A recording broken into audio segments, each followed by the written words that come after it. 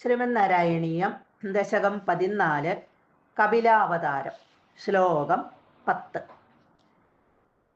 ഗജാനന പത്മാർക്കം ഗജാനനമഹർനിശം അനേകദം തം ഭക്താനാം ഏകദന്തമുപാസ്മഹേ.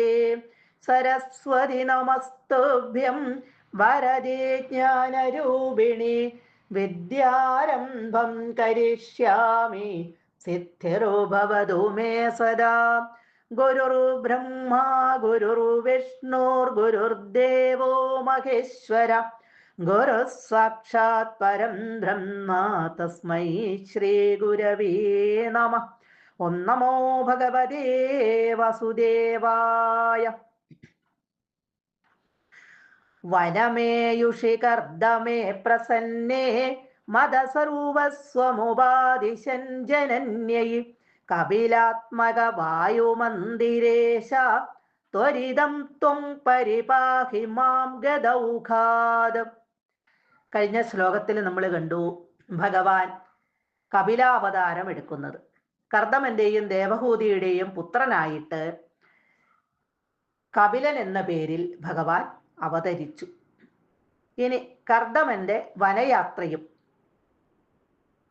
കപിലദേവന്റെ ദേവഹൂതിയോടുള്ള ഉപദേശ പ്രസ്താവനയും ഇതൊക്കെയാണ് ഈ ശ്ലോകത്തിൽ പറയുന്നത്. ഹേ കപിലാത്മക, കപിലമൂർത്തിയായി അവതരിച്ച അല്ലേ ഗുരുവായൂരപ്പ, വായുമന്ദിരേശ ഗുരുവായൂരപ്പ. മേൽപ്പത്തൂർ ഭഗവാനോട് പറയാണ്, ഇവിടെ കപിലനായിട്ട് അവതരിച്ച ഭഗവാനെ ഗുരുവായൂരപ്പ.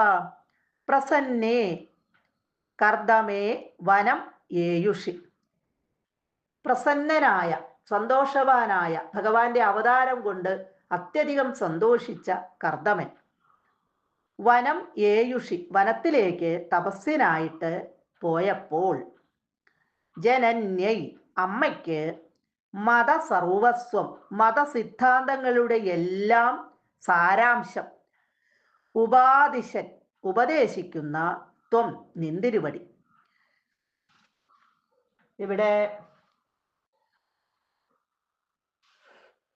ദേവഹൂതിയുടെ പുത്രനായിട്ട് ജനങ്ങൾക്കെല്ലാം ആത്മതത്വം പഠിപ്പിക്കുക എന്ന ഉദ്ദേശത്തോടെ ഭഗവാൻ കപിലൻ അവതരിച്ചു. കർദമ പ്രജാപതി പിന്നെ കാത്തു നിന്നില്ല, സന്തോഷവാനായി വനത്തിലേക്ക് തപസ്സിനായിട്ട് പോയി. ഇവിടെ കപിലദേവൻ അമ്മയായ ദേവഹൂതിക്ക് മതതത്വങ്ങളുടെ സാരം ഉപദേശിച്ചു. സാഖ്യയോഗം എന്ന ആ തത്വവിദ്യയെ ആണ് ഇവിടെ ദേവഹൂതിക്ക് ഉപദേശിച്ച് കൊടുക്കുന്നത്.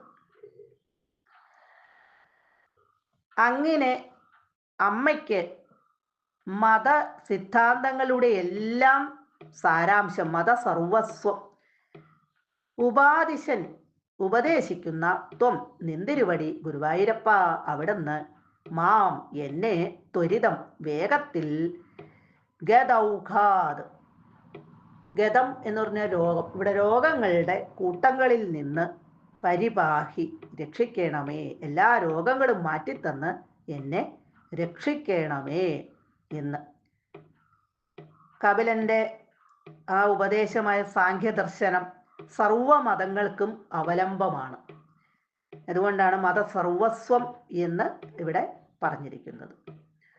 അങ്ങനെ ദേവഹൂതി കപിലദേവന്റെ, തൻ്റെ പുത്രനായ കപിലദേവന്റെ, ഭഗവാന്റെ അവതാരമായ ആ കപിലദേവന്റെ ഉപദേശങ്ങളെല്ലാം കേട്ടു. അതെല്ലാം കേട്ട് മനസ്സിലാക്കി. ആ ഉപദേശം, കപിലദേവന്റെ ഉപദേശം ദശകം 15 വിസ്തരിച്ച് പറയുന്നുണ്ട്. ശ്രീ ഗുരുവായൂരപ്പ ശരണം.